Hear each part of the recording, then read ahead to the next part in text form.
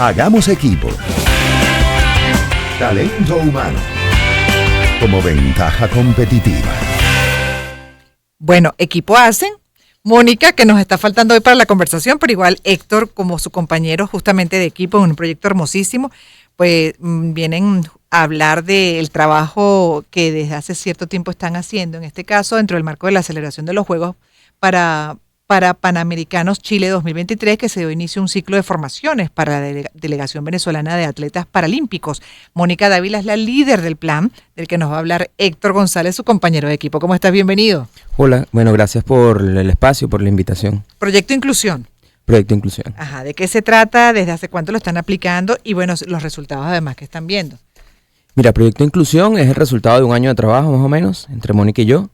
Y ya la semana pasada terminó, digamos, el primer ciclo formativo para la delegación de atletas paralímpicos venezolanos. Básicamente el proyecto lo que busca es fortalecer dos pilares fundamentales de cara al movimiento paralímpico. Uno es el tema de la visibilidad de las historias de vida de los atletas y el otro es el tema de la formación que reciben estos atletas más allá de lo deportivo. Es decir, en términos de competencia, rendimiento y tal, eso ellos tienen su proceso. Pero luego pensar en un atleta integral o un atleta que está formado en otras áreas de desarrollo humano es básicamente hacia donde apunta el proyecto. Es fortalecer otras áreas. Por ejemplo, el tema de conocimiento sobre el marco de derechos que tienen las personas con discapacidad o el marco de derechos que tienen los atletas respecto al uso de su imagen como deportistas, temas de salud mental, temas de bienestar personal, temas de finanzas, cómo planifico mis finanzas personales, entendiendo que además de atleta, bueno, tengo una cantidad de desafíos, temas de empleabilidad, cómo me preparo para el mercado laboral, pensando también en proyectos de vida, en cómo, bueno, mi vida como atleta es finita y tiene una cantidad de tiempo, pero cómo voy pensando en el futuro, ¿no? Cómo voy pensando en qué pasa después. Y también hablamos un tema de sostenibilidad, también para entender un poco la agenda global de qué se está hablando en el deporte paralímpico en el mundo. Muy asociado a temas de ODS, temas de, bueno, la agenda, digamos, de derechos en lo que es todo el marco de derechos del Comité Paralímpico Internacional y también entender un poco el marco venezolano. Entonces, digamos que como en ese rango de temas se dieron 5 días de capacitación. La idea es que esas capacitaciones se vuelvan un ejercicio permanente, ¿no? Que no Eso sea... te iba a preguntar, porque esto es específicamente preparándolos para esta actividad, ¿no? Sí, o sea, era como la excusa de que tenemos los juegos en 30 días, tenemos ya la inauguración, y digamos que ese fue el marco que nos permitió, bueno, reunir a los atletas, etcétera. Entonces, la idea de esto es que una vez que ellos lleguen de los juegos, también tengamos la oportunidad de pensar en un programa formativo más largo, que les acompañe de cara al siguiente desafío deportivamente hablando, que son ya los Juegos Olímpicos del año que viene. Claro, en este caso para este grupo, pero hay muchos otros que te están a lo mejor escuchando y dicen, oye, me encantaría poder recibir esa información. ¿Tienen pensado ampliar esto, además como una dinámica anual? La sede es la Universidad Católica Andrés Bello, ¿no? Donde están haciendo estos... En este caso fue en la Universidad Católica porque entró como parte de los aliados del proyecto. También como una ventaja interesante es que cuando empezamos a vender la idea del proyecto, muchísima gente nos abrió sus puertas. Y la Universidad Católica fue uno de ellos, la Dirección de Deportes de la Universidad y la Dirección de Cultura. Entonces esta primera edición fue ahí en la Católica. Lo más probable es que tengamos muchos más espacios de la mano de la universidad porque la idea es trabajar en conjunto en el mediano y largo plazo. Por ahora estamos centrados específicamente en atletas con discapacidad. No tienes que ser de la selección nacional ni nada por el estilo, pero la idea es que sea dirigida específicamente a atletas con discapacidad en distintos niveles. ¿Por qué? Creo que ustedes a iniciar este concepto del proyecto Inclusión, esta primera etapa con específicamente personas con algún tipo de discapacidad física, pero que están involucradas ya en alguna actividad deportiva. Mira, creo que porque del universo deportivo venezolano, el deporte con discapacidad tiene dos escenarios en contra. Uno, el hecho de que nadie los conoce. O sea, de las Olimpiadas de Tokio, todo el mundo asume que nuestro atleta más destacado fue Yulimar Rojas, y en términos de éxitos no fue Yulimar Rojas. Nosotros tenemos una venezolana, mujer, atleta, que trajo 3 medallas. Yulimar trajo una sola. Y esa chama trajo 3 medallas y tuvo un poquito de visibilidad, pero luego yo te digo su nombre y vas a decir, por ahí de repente me escuché algo, pero no sé quién es.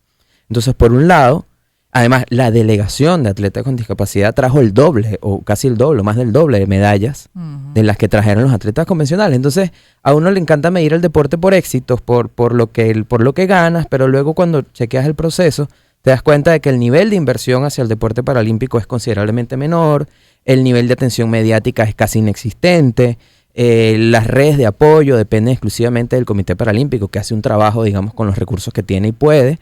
Pero luego, cuando nosotros estábamos evaluando hacia dónde apuntar el proyecto, nos dimos cuenta de eso, de que teníamos un grupo de personas que no es menor, un porcentaje importante de la población. ¿Cuántos son? Mira, la delegación que va a los Juegos son 98 atletas. Pero en general, el porcentaje de personas con discapacidad en el país, que sean de nacimiento, adquiridas o incluso discapacidad transitoria, que es, por ejemplo, tú nunca sabes cuándo te caes en una escalera y tienes que estar 3 meses siendo una persona con discapacidad, porque al final entras ahí. Entonces, ese es un porcentaje altísimo en un país que no está estructuralmente preparado para las personas con discapacidad. O sea, si uno de los atletas de nuestro programa hubiese querido venir hoy a esta emisora, hubiese tenido que llegar 1 hora antes para poder garantizarle el acceso. Así es. Entonces, y no tiene que ver con el espacio, tiene que ver con una forma de que el país no está preparado estructuralmente. Entonces, digamos, nos dimos cuenta de que había... porque falta desde la cultura hasta el establecimiento de normas. Tal cual. Sí, sí. Es un tema cultural, pero también nuestro esfuerzo es hacer entender al país, con estas historias de éxito, que tenemos atletas muy destacados, campeones mundiales, campeones panamericanos, mujeres que tienen un trabajo, que tienen récords paralímpicos, etcétera, y que ellos, digamos, merecen la misma visibilidad que puede tener cualquier otro atleta y que pueden ser inspiración y fuente de cambio para ese tema estructural. Totalmente, así es. De acuerdo contigo, Héctor, con lo que acabas de explicar, conjuntamente con Mónica Dávila, son líderes del proyecto Inclusión. ¿Qué te dijeron en este taller que hicieron justamente los atletas que van a los Juegos de este año? Mira, lo primero es que siempre es un proceso de descubrimiento para uno.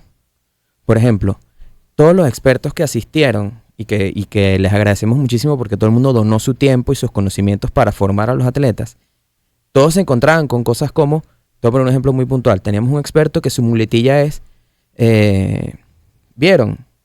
Y la mitad de la sala le decía, no, pues somos ciegos. Wow.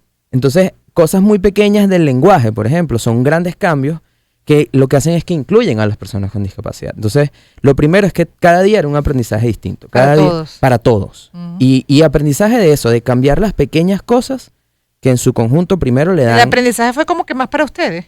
Bueno, yo diría casi que sí. Pero, a los formadores. Pero también para los atletas fue descubrir un universo de herramientas que quizá no estaban tan a su disposición. Por esto mismo que ya hemos hablado de la realidad del sistema del deporte paralímpico. Entonces, fue mucho descubrir, por ejemplo, en temas de imagen, que ellos son un atleta que tiene derecho a recibir patrocinios por su imagen pública y que eso les abre puertas. Uh-huh. En temas financieros, saber, por ejemplo, que cuando ganas una medalla o ganas una competencia internacional tienes un premio económico. Uh-huh. Pero entender qué hacer con ese dinero, ¿no? O sea, tienes un ingreso que no estabas considerando, pero para el cual trabajaste, cómo invertirlo, cómo ahorrarlo, cómo usarlo inteligentemente. Entonces, por ahí creo que ese fue mucho el aprendizaje para ellos.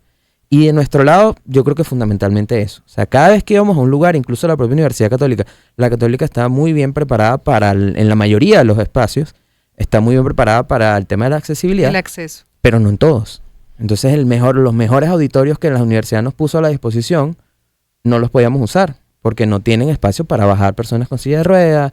El tema del lengua de señas es complicado. Es decir, todavía incluso la universidad, que ha hecho conscientemente un esfuerzo, todavía tiene mucho que recorrer. Sí, y creo que por ahí era como la broma interna del equipo, era que donde íbamos, le íbamos diciendo a la gente, aquí falta una rampa, aquí falta no sé qué, aquí falta no sé qué. Y también entender, como te decía, que no es un esfuerzo solo para las personas con discapacidad. Es un esfuerzo para todos. Por supuesto. Entonces, toda la sociedad. Tal cual. Entonces, por ahí va un poco el aprendizaje. Excelente. ¿Y entonces esto lo van a hacer cada cuánto? La idea es que sea cada ciertos meses, 2-3 meses, tengamos periodos formativos nuevamente. O sea, lo que estamos aspirando es, tenemos un evento de cierre en diciembre. Y en ese evento lo que queremos también es invitar aliados, invitar empresas, invitar organizaciones, instituciones, hacer el esfuerzo real de demostrarle al país que invertir en el deporte paralímpico no solo tiene sentido por un tema social, sino que también es una inversión que se vuelve rentable en el tiempo, ¿no? Creo que ese es como el gran desafío, hacer hacer la inversión deportiva, el marketing deportivo que sea realmente sostenible para todos. Claro. Eso es en diciembre y la idea en enero es abrir un nuevo ciclo formativo, enero-febrero, abrir un nuevo ciclo Información formativo. sobre el proyecto, ¿dónde se consigue? Mira, Instagram es la red que estamos usando ahorita, Que- en @inclusión con M, Ajá. inclusión BE de Venezuela, @inclusión BE, inclusión con M, es la red que estamos Por ahí utilizando más consiguen toda la directamente. información. Gracias, gracias. Besos a Mónica Dávila, y aquí en el estudio ha estado Héctor González como líderes de Proyecto de Inclusión. Todo lo Gracias. mejor para ti, para ustedes también todo lo mejor. Me toca despedir.